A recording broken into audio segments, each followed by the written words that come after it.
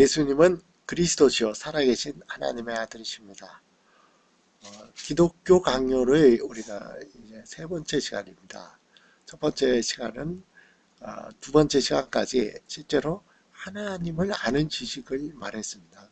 첫 번째 1장에서 5장까지 읽은 우리가 흔히 말하는 일반 사람들 그리고 성도들을 가리지 않는 모든 사람에게 임하는 하나님의 계시, 그래서 그것을 신학적으로는 일반 계시라고 말합니다.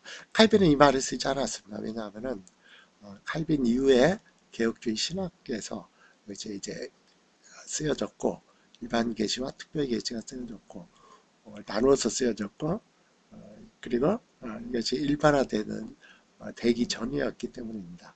그리고 그러나 이 1장에서 5장까지의 일반 계시는 하나님이 우리를 인간의 마음과 또 양심을 통해서 그 마음 깊숙이 있는 하나님의 알 수 있는 지식, 인간이 타락했으면서도 본래적으로 가지고 있는, 그래서 종교를 없는 민족이 없었던 것처럼 그 속에 있는 종교의 씨앗 또는 신적인 감각이라고 부르는 마음 깊숙한 곳에 영혼을 사모하는 마음을 주셨고, 그것을 통해서만 만족이 될 뿐만 아니라 그러기 때문에 양심을 통해서 그리고 자연과 역사를 통해서 하나님을 알아서 분명히 핑계지 못할 것이다 하는 것이 로마서 1장 18에서 20장까지의 내용입니다. 그러나 인간의 타락에서 보듯이 핑계하지는 못하지만은 하나님의 계시가 부족한 것이 아니라 인간이 타락으로 인해서 올바른 하나님을 알지 못하고 다 우상 숭배와 또 다른 것으로 대처되는, 또 스스로를 높이는 것으로 대처되는 다 오류에 빠집니다. 그래서 하나님께서 특별하게 그분의 말씀을 통해서 우리에게 이미 주시는 것, 하나님에 대한 참된 지식을 주시는 것, 이것이 두 번째 시간에 했던 성경입니다. 성경관. 물론 특별계시가 바로 성경으로 연결되지는 않습니다. 왜 특별하냐? 그건 딱 하나입니다. 일반 계시가 할 수 없는 것, 그것을 구원에 관한 계시는 특별계시라고 합니다. 다른 말로 하면은 자연과 양심, 이 모든 사람에게 알려진 하나님에 대한 지식이 아니라 신자들, 거듭난 사람들만이 알 수 있는 예수 그리스도를 통해서 드러내신 요한복음 1장에 나오는 그의 영광을 보니 하나님의 독생자의 영광이요 진리와 은혜와 진리가 충만하더라, 이렇게 나오는 것, 또 18절에 나오는 어떤 그 하나님을 본 사람이 없을 때 독생하신 하나님께서 그 모든 충만으로 우리에게 보여주신 것, 곧 예수 그리스도에 있는 하나님에 대한 언약들, 약속들, 성취들을 통해서 그것이 성경에 기록되고 성경을 통해서 우리에게 하나님의 말씀으로 다가오는, 그게 바로 그 지식, 그 하나님에 대한 지식이 있을 때 우리가 구원을 받습니다. 그것을 믿을 때. 그래서 특별예시라고 얘기를 합니다. 그 차이가 있습니다. 이게 뭐 중요한 얘기는 아니지만은 비비 위필드가 쓴 기독교 강요 1권을 해석한 단행본 책 칼빈과 칼빈주의에서는 1권에서 5권까지의 일반 계시를 자연적 계시라고 썼습니다. 이것은 일반 계시와 특별 계시를 구로 용어를 거의 통일하기 전에 기독교 역사상 초대교회부터 있었습니다. 근데 이게 애매합니다. 어떤 일반 계시가 자연 계시고 특별 계시는 초자연 계시라고 얘기하는 하버리면 그냥 의미에서 자연적으로 일어나는 게 자연 계시고, 예를 들어 성육신 이런 것은 특별 계시로 우리는 초자연 계시라고 할 수 있습니다. 그러나 성육신은 분명히 초자연적인 계시입니다. 그러나 그리스도의 십자가의 죽음은 일반적으로 봤을 때는 그것은 평범한 죽음이었습니다. 그것은 초자연적인 현상은 아니었습니다. 그러나 어떤 의미에서는 성육신 이상으로 가장 어마어마한 인류 역사상의 초자연적인 계시였습니다. 이것이 자연적으로 일어났냐, 초자연적으로 일어났냐, 아니면은 모든 일반 사람에게 이르느냐 아니면은 예수 그리스도에 이루어진 계시냐, 이것이 자연 계시, 초자연 계시 했을 때는 어떻게 쓰느냐에 따라서 틀려질 수가 있기 때문에 이후에 종교 개혁자들 이후에 개혁주의 신학에서는 일반 계시와 특별 계시라는 의미로 이렇게 썼습니다. 여기서 중요한 것이 있습니다. 오늘 말씀에서 1장 고린도서 2장 20절에서 말씀하신 그의 십자가의 피로 화평을 이루사 만물 곧 땅에 있는 것들이 하늘에 있는 것들 곧 모든 피조물을 말합니다. 그것들이 그로 말미암아 그리스도의 십자가로 말미암아 하나님과 화목하게 되기를 기뻐하셨다 말씀하셨습니다. 그리스도의 십자가는 한 개인의 영혼, 교회의 어떤 영적인 어떤 문제를 해결해 준 것뿐만 아니라 실제로 예수 그리스도가 왕으로 이제 부활 승천해서 취임하는 원래 왕이셨지만은 인성을 가지셨기 때문에 그 인성이 이제 공식적으로 하나님 우편에 앉아 계시는 왕권을 가진 온 세상을 다스리는데 여기는 모든 피조물이 포함됩니다. 믿는 사람들과 교회를 통한 하나님 그 백성을 다스리는 영적인 권세뿐만 아니라 오늘 나온 것처럼 만물, 땅에 있는 것, 하늘에 있는 것, 그리고 모든 피조물입니다. 그것이 그리스도와 화목되었고 하나님 예수 그리스도는 일반의 모든 문화와 일반의 모든 피조물도 함께 다스리시는, 이미 제가 앞에 15, 16절에서 만물이 그에게서 창조되고 또 그로 위에서 창조되고 그로 말미암아 유지되고 그 안에 함께 선 만물의 주관자도 되시는 것. 칼빈은 이것을 잘 이해를 했습니다.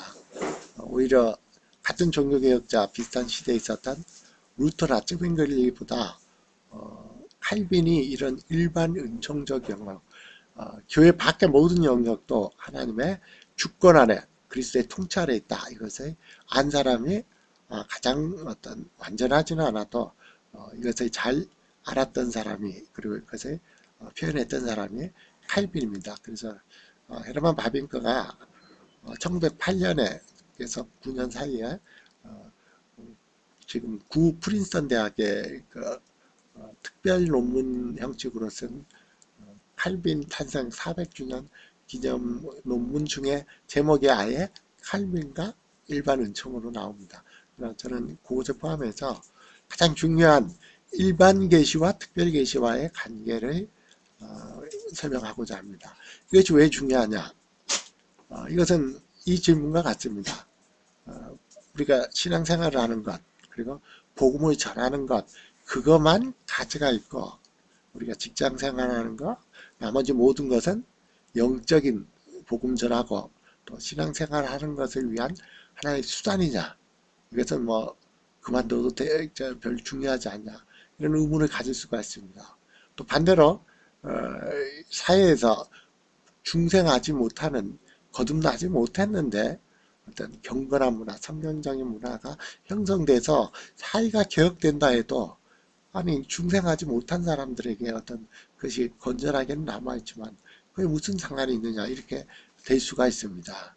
일반 계시와 특별 계시의 관계를 어떻게 이해하느냐가 결국은 모든 사람이 자기 신앙과 사회생활 또 일반 생활과의 관계를 어떻게 하느냐를 자기도 모르게 결정해 주고 있습니다. 신앙생활만 집중적으로 하고 나머지는 모든 게 무가치하다. 저도 군대에 있는 후배들에 대한 어떤 지휘관하는 어떤 동기생이나 선후배들이 와서 하는 얘기 들었을 때, 그 후배 신앙생활 좋은데 주일날은 강화의 교회에서 봉사를 하는데 일상적인 어떤 업무는 평균적인 것도 제대로 못하니까 고민스러워 합니다. 어떤 완전히 이분돼 버린 경우죠.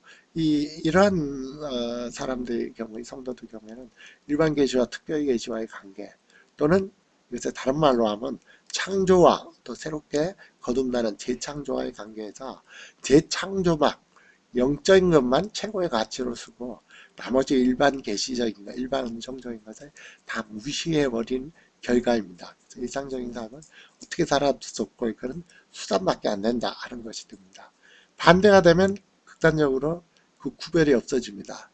그냥 교회에 형식적으로 참석하고 모든 세상의 어떤 향유를 누릴 수가 있습니다. 그래서 일반 계시와 특별 계시와의 관계를 어떻게 아느냐, 어떻게 생각하느냐가 결국은 자기의 신앙생활과 나머지 모든 삶을 결정해주는 요소이고, 헤르만 바빙클은 평생 이 문제를 가지고 고민하고 기업 교육이랑이나 논문을 쓰고 직접 상원 의원으로 나중에는 어떤 여성의 참정권 또는 교육개혁, 그리스도적인 교회적인 교육개혁 이런 것들에 직접 현장에서 신학자로서 어떤 목회에 대한 어떤 설교나 그리고 정치가로서 어떤 이 일을 평생 해왔던 사람입니다. 오늘은 그런 의미에서 일반 계시와 특별 계시와의 이 연관성, 유기적 관계가 무엇이냐를 설명을 드리는데, 헤르만 바빙크의 견해를 설명드리는데 거기에는 전제가 두 가지가 있습니다. 그리고 이제 다음 이제부터는 이제 성경의 주제의 강론으로 나갑니다. 기독교 왕년 다음에는 그럼 성경에서 말하는 하나님이 무엇이냐? 삼위일체 하나님 중심이죠. 그리고 하나님의 어떤 성품을 가졌느냐? 그리고 하나님이 구속을 하시기 전에 근본적으로 무엇을 하셨냐? 그것은 창조하고 다스리는 섭리, 그게 일권 끝입니다.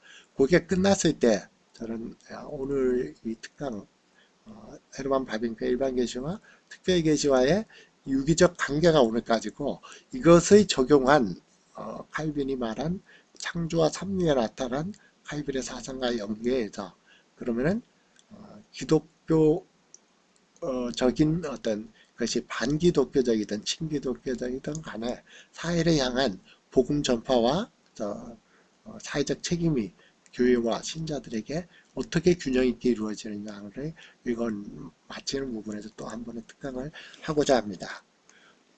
우리가 일반 계시라고 말할 때 이것은 중요한 것은 계시라는 면이 있습니다. 계시는 스스로의 어떤 터득으로 알려지는 것이 아니라 하나님이 비록 그 예수 그리스도에 대한 하나님에 대한 지식, 제가 지식이란 말을 칼빈이 썼지만은 지난번에도 얘기했듯이 지식은 어떤 영지주의처럼 어떤 고상하게 어떤 뭐 논리적으로 정연된 명제적 지식을 얘기하지 않습니다. 그것은 포함되지만은 가장 정확한 칼빈이 말하는 지식이고 또 종교 개혁 이후에 개혁파에서 말하는 하나님에 대한 지식이라는 것을 다른 말로 하면은 하나님의 자기 계시, 그것이 일반 계시든지 간에 특별 계시든지 간에 하나님의 자기 계시에 대한 신자들이 갖는 믿음과 순종으로서의 반응, 경배, 이것이 바로 하나님에 대한 지식의 정의에 합당한 말입니다. 일반 계시라고 말할 때 이것은 우리가 원래 태어날 때부터 하나님에 대한 지식을 가지고 있다는 의미가 아닙니다. 바빙클은 그거는 의미가 아니라 하나님을 인식할 수 있는 자연스럽게 지각이 생기고 발달되고 교육이 이루어졌을 때 또 여러 가지 양심이 자기를 찌르고 할 때 그때 하나님을 인식할 수 있는 수용 능력, 그것을 할 수 있는 수용 능력, 또 그것을 할 수 있는 자질, 마음의 경향, 이것이 바로 어떤 인간이 원래 가졌던 종교의 씨앗이나 어떤 신적 감각이라고 칼빈이 표현한 것입니다. 그렇기 때문에 어떤 의미에서는 자연신학이라는 것은 있을 수 없습니다. 자연신학이라는 것은 하나님의 계시가 없이 인간의 이성으로만 하나님에 대한 정의, 하나님에 대한 문제, 세상에 대한 문제 이런 것들을 어떤 신학적으로 정립하는 것인데, 자연신학은 헤르만 바빙크는 일종의 철학적 영역에 속하지 그것이 하나의 신학이나 어떤 종교라고 할 수가 없다 하는 것이 그의 주장입니다. 왜냐하면 일반 계시도 역시 하나님의 초자연적인 계시입니다. 인간이 알 수 있는 것이 아니라 하나님의 은혜로 우리에게 주신 것입니다. 그리고 이 일반 계시에 대해서 헤르만 바빙크는 이렇게 말했습니다. 하나님의 인내와 오래 참으심의 경륜으로, 우리가 로마 3장 25절에 나온 것처럼 하나님께서 길이 참으시는 중에 전에 지은 죄를 강가하심으로 이렇게 예수 그리스도가 그의 피로 믿음으로 말미암은 한목제물을 세우시기까지 또는 그 이전 이후까지도 사람들이 멸망하지 않고 살아있는 것은 오직 하나님의 길이 참으시는 중에 알지 못하던 시대에는 하나님이 강가하셨고 사도행전 17장에 아테네에서 바울이 전할 때 바울이 얘기했던 것입니다. 민족들이 각기 제 길로 가는 것을 허용하셨지만은 그러나 자기를 증문하신 것이 아니었다. 하나님은 어떤 흔적 없이 떠나신 적은 없습니다. 계시는 계속되었다는 것입니다. 그들은 하나님의 힘이며 살며 존재하며 이것도 사도행전 17장에 20절 28절에 나옵니다. 하나님은 자연과 역사 가운데 인간에게 자기를 계신하십니다. 로마서 2장 19절에 나오는 말씀입니다. 그리고 헤르만 바빙크는 이것을 삼위일체론적으로 설명을 합니다. 야고보서 2장 17절에서 모든 선한 것이 빛들의 아버지인 하나님께로 온 성부에 대해서 모든 성과 완전한 은사는 선물이죠. 은사는 빛 대신 성부로부터 민족들 가운데 내려온다. 그리고 성자에 대해서는 로고스는 만물을 창조했고 골로새에서 읽었던 것 같죠. 보존하며 그리고 이것을 적용하는 성령의 사역에 대해서 각 사람에게 빛으로 비추는 생명 여기까지가 요한복음 1장 9절에 나오는 빛과 생명으로 우리에게 오신 것이라면은 다음 이제 성령은 모든 생명과 모든 가치와 모든 미덕을 만드는 저자이다. 우리에게 생명을 주는 살아있게 하는 역할을 하는 것이 바로 성령으로 삼위일체론적으로 설명을 합니다. 그렇기 때문에 중요한 것은 일반 계시는 모든 사람들에게 적용되지만은 이것은 자연스럽게 인간의 하나님의 어떤 계시도 떠나서 어떤 자기 스스로의 인간 스스로의 이성으로만 추론하고 이성으로 만들어 놓은 으로 접근할 수 있다는 것이 아닙니다. 일반 계시도 역시 다 초자연적 계시입니다. 바빙크에 있어서 또 다른 어떤 그에 대한 말을 이렇게 말합니다. 타락하기 전 아담이 어떤 의의 상태, 원의라 그러죠. 원래 의로운 상태에서 있을 때 하나님과의 인간 관계에서는 인격적인 관계였습니다. 그러나 하나님은 인간에게 말을 하셨습니다. 전능한 하나님이 피조물에게 인간에게 말을 하고 또 인간이 스스로는 자연적으로 알 수 없는 선악을 알게 하는 나무를 먹지 말라 하는 명령을 주셨고 또 배필 하와를 손으로 쥐어 이끌어 주셨습니다. 이 선악을 알게 하는 나무의 열매를 먹지 말라 하는 이것이 우리의 행위를 통해서 구원을 이루고 영생을 갖게 하기 때문에 흔히 행위 언약이라 하는데 이것은 역시 하나님의 인간이 알 수 없는 계시를 하나님의 말씀으로 주신 초자연적 계시입니다. 그리고 이후에 나오는 창세기 3장 15절에 뱀의 우선이 여자의 우선이 뱀의 우선의 머리를 상하게 하는 십자가에 대한 예언. 이 은혜 언약은 하나님의 형상으로 창조된 인간이 아직 최고의 종교적 형태를 받지 않던 것을 소유했던 종교의 형태를 말합니다. 타락 이후에도 이러한 계시가 초자연적이다. 하나님이 인격적으로 주신다 하는 그 자체는 변하지 않았는데 내용이 변했습니다. 인간의 타락으로는 하나님이 자신을 드러내는 계시가 멈추지 않았습니다. 내가 어디 있느냐 하고 하나님이 범죄한 인간을 곧바로 찾으셨던 것과 마찬가지입니다. 하나님 인간에게 주신 생명과 노동, 음식, 복 이것은 실제로 어떤 우리가 율법의 지킴으로 이것을 얻게 되는 어떤 행위 언약, 이런 우리의 어떤 행위에 근거한 것이나 그 일치에 더 이상 근거할 수 이제 타락한 인간에는 없었고 이제 율법을 지키는 능력이 없어졌고 즉 하나님의 은혜로만 이제 구원을 받게 됐습니다. 은혜는 인류를 위한 모든 복과 생명의 근원이며 셈이 되었다. 여기로부터 모든 선함이 이루어진다. 우리에게 하나님께 갈 수 있는 길은 은혜밖에 없는데 그 은혜 자체가 창조라는 일반 계시를 근거로 하고 그것이 붙들어주지 않으면 다 멸망해지니까 은혜가 될 수가 없죠. 그러니까 특별 은혜는 특별 계시, 특별 은혜는 일반 계시, 일반 은혜를 기반으로 해서 주어집니다.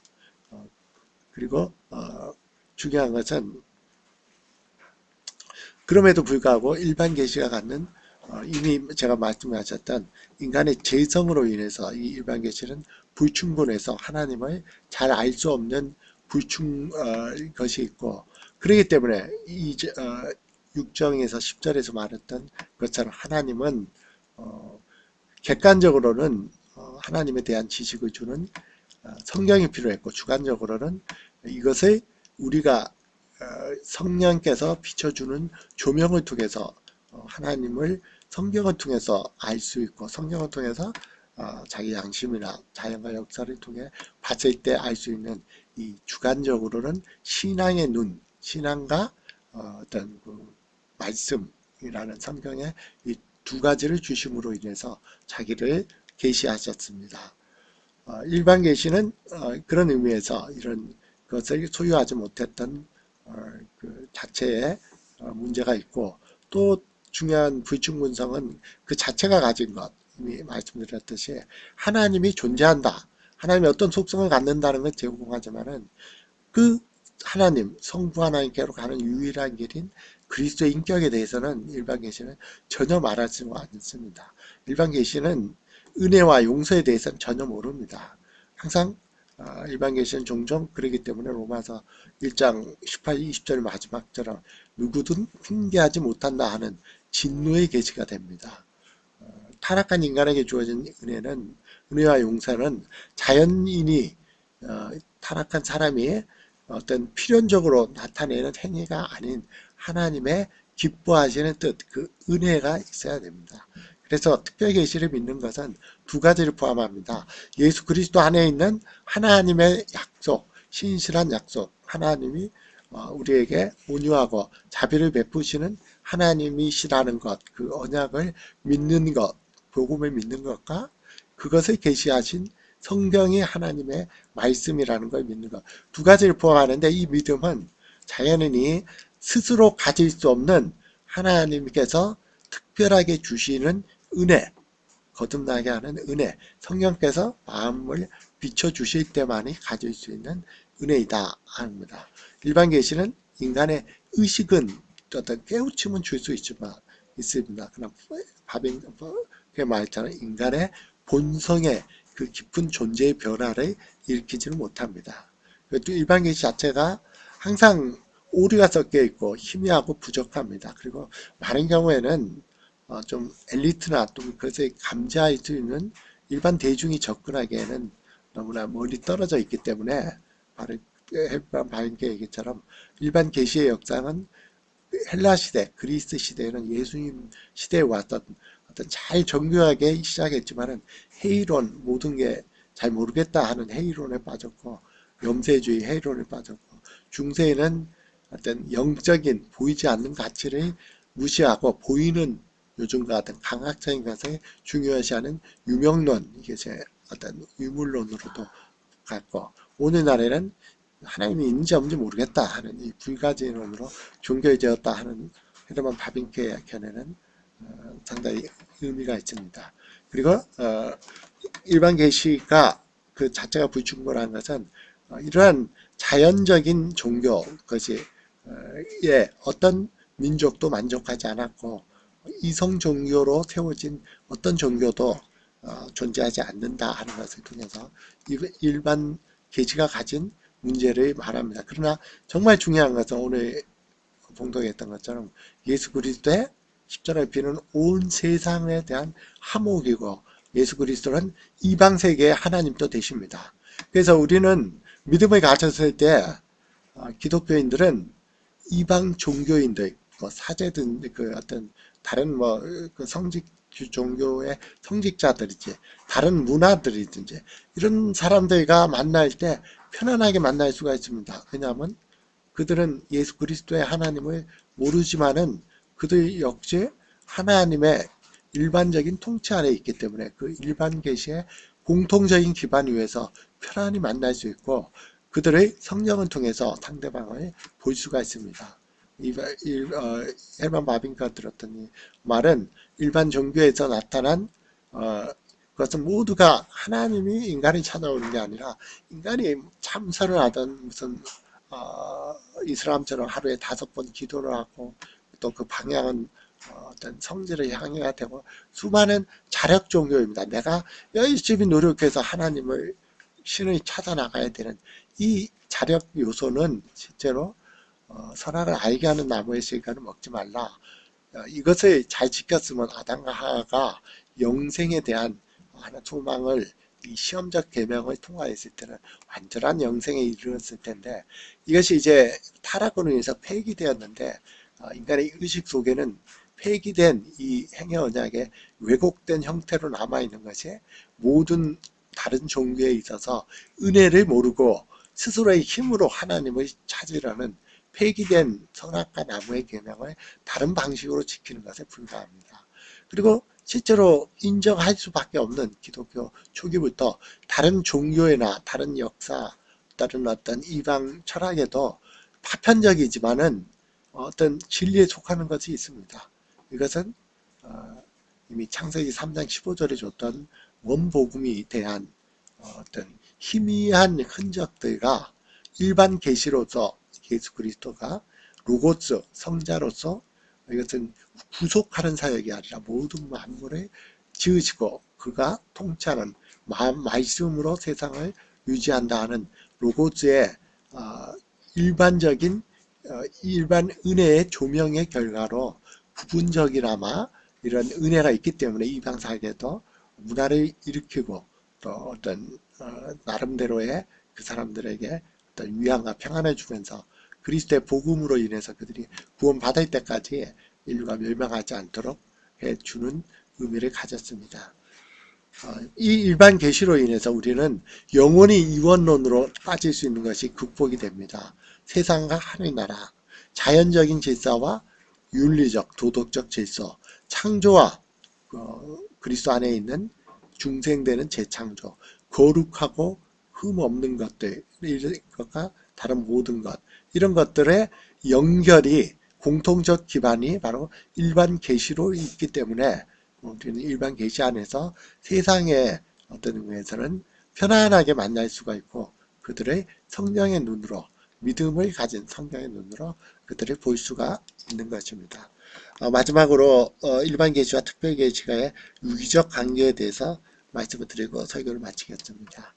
이 내용은 상당히 창세기로부터 그리고 창세기 1장 11장 바벨탑 사건으로 인해서 온 인류가 각자 흩어질 때는 헤르만 바빙크의 견해에 따라서는 일반 계시와 특별 계시가 구분은 되었지만은 같이 이루어졌습니다. 특별하게 어떤 한 사람이나 개인을 택하지는 않았죠.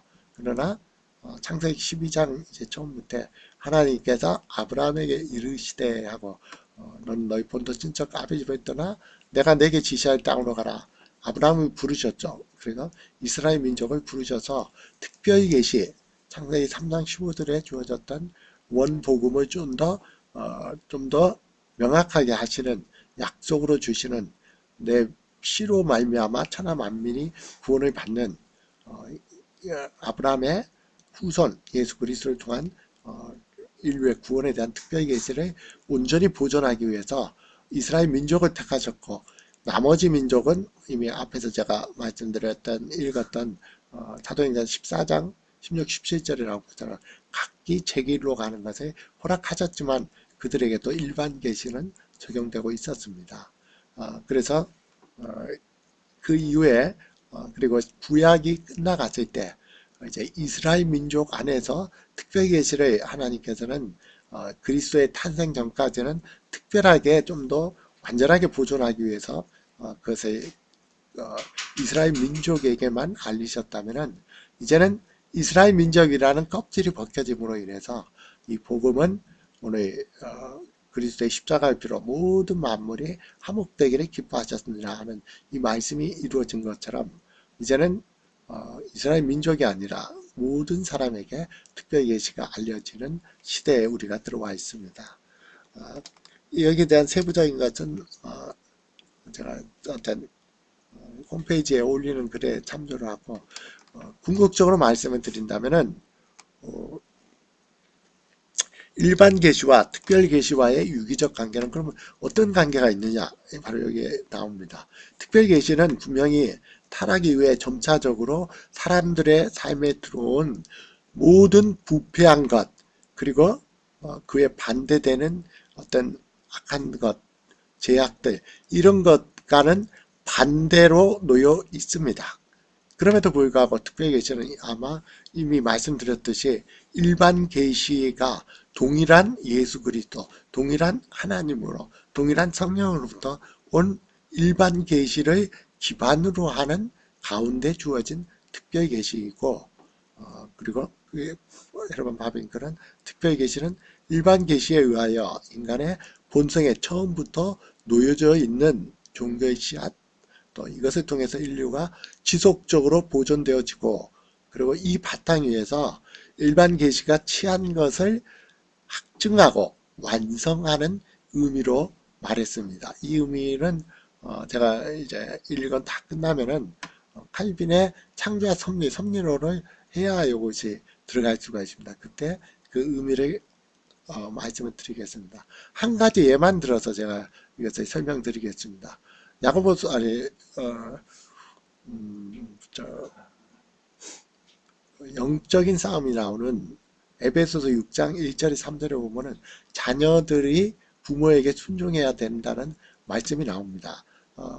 헤르만 바빙크의 특별 계시와 일반 계시와의 관계는 특별 계시는 일반 계시에 그 기반을 두고 일반 계시가 취했던 것, 그것도 어떤 진리가 되는 걸 말하죠. 일반적인 부패된 게 아니라 그것도 로고스의 같은 조명에 의해서 이루어졌으니까요. 그것을 통해서 이루어진 것들을 취하고 일반 계시가 할 수 없는 것을 완성합니다.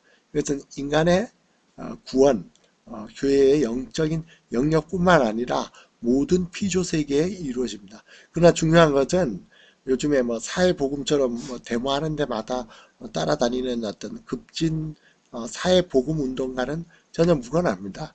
그래서 일반 계시가 가진 것을 취하고 확증하고 완성한다는 것은 이 세상에 하나님 나라를 건설한다는 것이 아니라 이 세상에서 그 은혜로 이것을 확증해주고 완성해주지만 그 완전한 완성은 새하늘과 새 땅이 오는 종말에 그리스도의 재림 때 이루어지지만 다음에 하지만 우리에게 성도들에게 있어서 결코 말씀을 전하는 목회자의 사역이 일반 직장 생활하는 일반 직장인의 사역보다 더 낫거나 더 어떤 가치적으로 또 가치 있는 것은 아닙니다. 물론 사람을 살리니까 결과적으로 가치 있다고 볼 수 있죠. 그것은 이원론적이 아니라 그것이 어떻게 이론론적으로 이루어지는지는 후에 할 것입니다.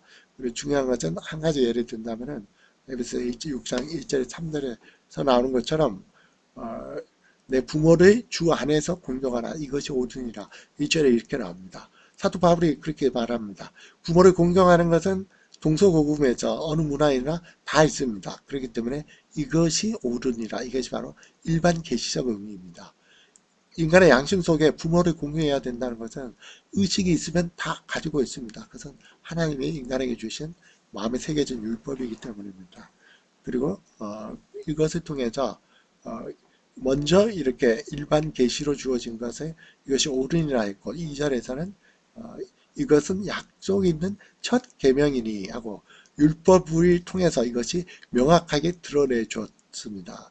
이렇게 말씀했는데 중요한 것은 주 안에서라는 말을 해서 주 안에 있음으로 인해서 이 말씀을 지킬 수 있다 하는 믿음을 가질 때, 은혜를 가질 때 예수 그리스도의 빛을 받는 그 반사의 능력을 가질 때 부모를 온전하게 사랑하는 존경하고 섬기는 양심 속에 새겨진 모든 사람이 가지고 있는 이것이 옳으리라 하는 것, 또 율법에 나오는 제5계명에 나오는 부모를 공경하라는 약속이 있는 계명을 취하고 그것의 주 안에서 이것이 이루어지는 완성을 이룹니다. 그러나 그 은혜가 참된 성령과 그리스도 안에 있는 은혜가 참되게 부모를 공경하는 것을 일반 계시적 의미로 취해진 양심 속에 있는 것, 또 율법 속에 있는 것을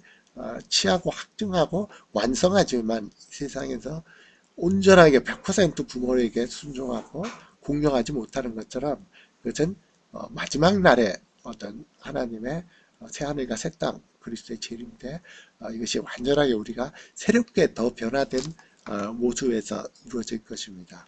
그러나 중요한 것은 우리에게 복음 전파와 이러한 일반적으로 우리에게 주어진 문화적인 사명, 우리가 참된 어떤 하나님의 하의 빛의 일반 사회에 비치는 것도 결코 자기 직업이나 자기의 어떤 영역을 통해서 일상적으로 하는 것도 결코 뒤처지지 않는다는 것. 결코 이원론 그 자체는 이원론이지만 적용적인 것은 후에 보겠지만은 그것이 통합되어 있다는 것. 이것을 잘 이해한다면 여러분들께서 신앙생활과 일반 사회와의 관계에서 많은 편안함을 가질 수 있고 어떻게 내가 어떤 복음을 전하는 것과 일반적으로 어떤 선한 삶을 사는 것, 선한 영향력을 행사하는 것, 사회적 책임 뭐 이런 것들에 대한 일반적인 사회에서 가지고 있는 윤리, 도덕, 기준, 정의 이런 것들이 어떻게 조화될 수 있는지를 실제적으로 많은 도움을 줄 것입니다. 오늘은 일반 계시와 특별 계시와의 연관에 대해서만 매우 짤막하게 이렇게 얘기를 했습니다. 기도드리겠습니다. 살아계신 아버지 하나님, 그리스도 예수의 십자가의 보혈의 피는 우리의 죄뿐만 아니라 그리고 교회에 대한 영적인 통치를 이룬 것뿐만 아니라 그리스도께서는 이미 골로새서 1장 20절에서 말씀하신 것 같이 하늘에 있는 것, 땅에 있는 것 모든 것들이 예수 그리스도의 화목의 피로 말미암아 화목하게 된 그리스도의 십자가의 사건은 어떤 문화와 어떤 피조물의 영역이라도 하나님의 일반 은총적인 은혜 안에 있는 영역은 어떤 것도 다 하나님의 하해의 대상이 되지 않는 것이 없다 하는 것을 우리가 말씀으로 배우며 일반 계시와 특별 계시와의 관계에서 참된 하나님께서 주신 일반적인 선 이것도 다 하나님께서 주신 비록 파편적인 것이면 진리이지만 이것이 우리가 참된 믿음을 가질 때 성경의 진리를 잘 알고 있을 때 이것을 분별하여 그런 것들에 있어서 편안한 마음으로 이것을 취해서 주 안에서 믿음으로 이것을 완성할 수 있다는 신앙생활과 일반 모든 사회생활 이런 일반적인 생활과의 관계에 가장 기본적인 것을 알게 하심을 감사를 드립니다. 예수 그리스도의 이름으로 기도드렸습니다. 아멘.